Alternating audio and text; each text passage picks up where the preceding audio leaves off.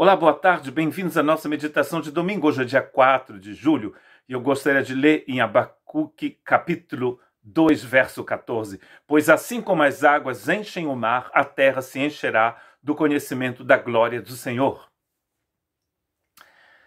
O tema aqui da Igreja Batista da Costa Basca, l'Église Baptiste de la Côte Basque, este ano é então a importância de crescermos na graça e no conhecimento de Cristo Jesus, baseado em 2 Pedro, capítulo 3, verso 18. E neste texto de Abacuque nós entendemos uma coisa muito importante, é que Deus quer encher toda a terra do conhecimento de sua glória. Se você é curioso como eu sou, a gente olha na Bíblia para ver se existe um outro lugar onde esse texto aparece. E esse texto também aparece em Isaías capítulo 11, verso 9. Em todo o meu santo monte não se fará mal, nem haverá destruição. Pois como as águas enchem o mar, a terra estará cheia de gente que conhece o Senhor. Ou seja, numa versão mais... numa outra versão, diz a terra... pois a terra se encherá do conhecimento do Senhor como as águas cobrem o mar. Os contextos desses dois textos estão relacionados à situação política da nação de Israel na época. Isaías, que é o primeiro desses profetas aqui, cronologicamente falando, o texto vem da época em que os assírios estavam assolando o Oriente Médio. Já o texto de Abacuque é da época dos babilônios. E esse texto está falando, então, sobre a queda de Babilônia.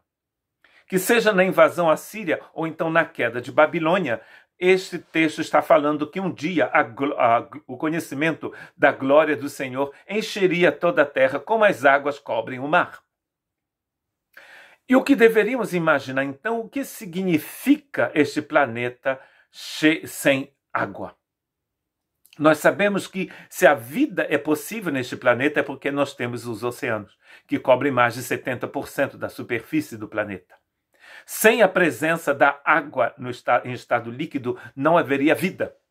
E hoje pela manhã estávamos imaginando, porque a nossa igreja fica perto do Oceano Atlântico, e desta parte do Oceano Atlântico que está entre a França e a Espanha, que é conhecido como Golfo de Gasconha, aqui na França, e Mar Cantábrico na Espanha. Então, esse Mar Cantábrico, esse Golfo de Gasconha, é conhecido como um dos golfos mais perigosos do mundo e mais profundos também. Então, a gente ficou imaginando se a gente saísse do culto pela manhã e fôssemos à beira-mar e não houvesse água e olhássemos na direção das Américas, e o que a gente viria? A gente viria um grande abismo. Um grande abismo.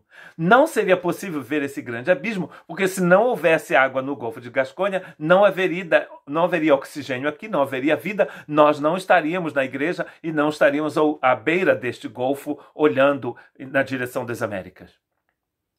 Porque sem o oceano não haveria vida.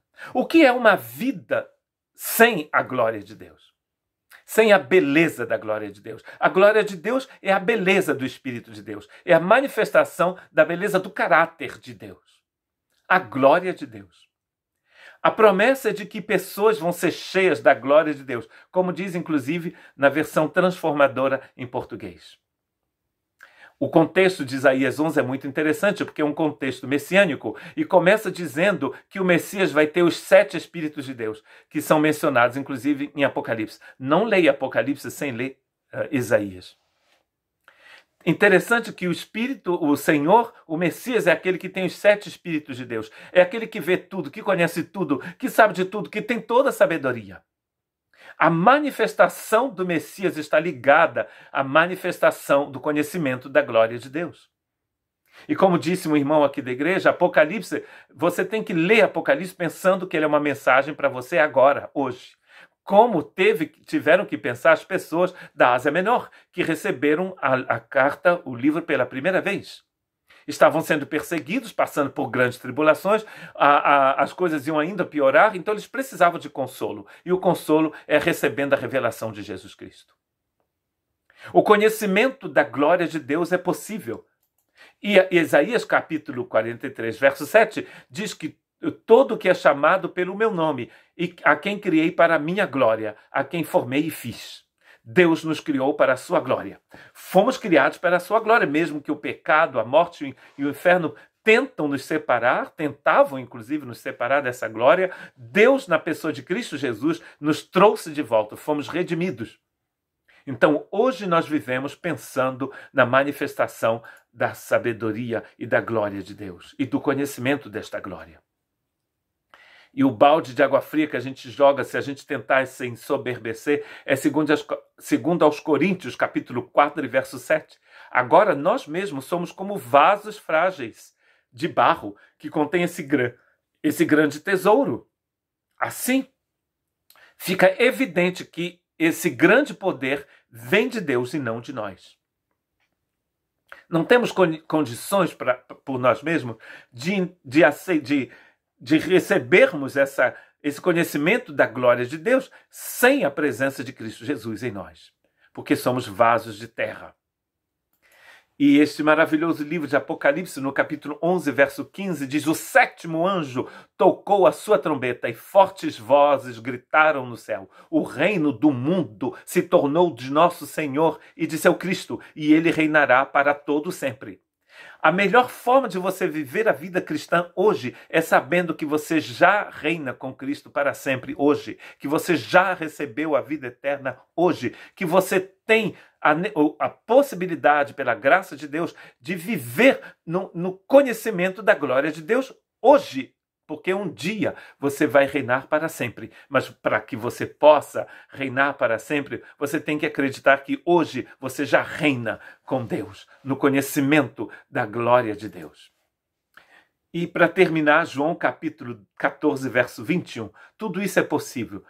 Escutem o que Deus está falando através do João. Eu vou procurar em português. É melhor do que em francês. Em francês nem todo mundo vai entender. E esse texto de João capítulo 14, 21 diz o seguinte: aquele que tem os meus mandamentos e os guarda, este é o que me ama, e aquele que me ama será amado de meu Pai, e eu o amarei e me manifestarei a ele. Ou seja, eu vou fazer com que eles me conheçam. Cristo veio para que a gente possa conhecer a glória de Deus. Que Deus te abençoe.